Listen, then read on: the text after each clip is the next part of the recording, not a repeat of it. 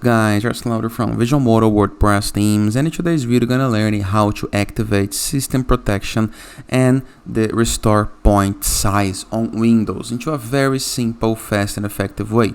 But before I can continue, please take a moment to hit the subscribe button, like this video and share this content with a friend of yours. After this, go to your Windows. This option is really important, but it comes deactivated in most of the computers I see. So all you have to do is go to the start menu. To the search field, you're gonna type run, okay, just like this, and click on it. You're gonna be able to see this pin right here, and this is what you're gonna type: sysdm.cpl, just like this. Click on OK.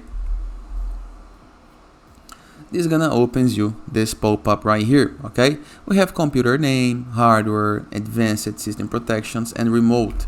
Go to system protection.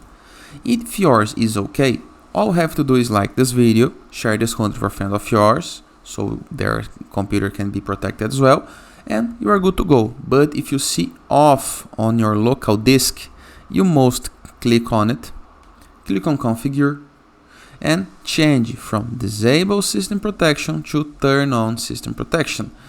You're gonna be requested to type a name, and you can change the size, okay, of your computer. For example, max usage.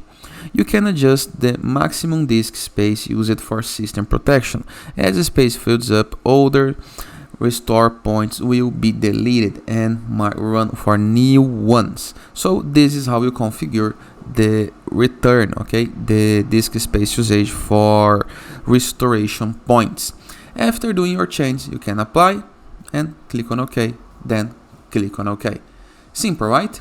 And it is. Hope you guys enjoyed this video. Feel free to use the comment section below in the case that you have any question, and I'll see you guys tomorrow.